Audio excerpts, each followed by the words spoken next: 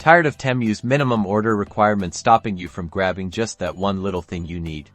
Let's dive into how to potentially navigate around that. First, open the Temu app on your phone now. At the bottom, you'll see a navigation bar. Look for the search icon, usually a magnifying glass, and tap it. We are going to see if what we are looking for is available from multiple sources. Type in the item you are interested in buying. Scroll through the search results. The key here is to check if that item is available from multiple sellers. Sometimes, different sellers have different minimum order policies or offer free shipping that might help you bypass the overall minimum.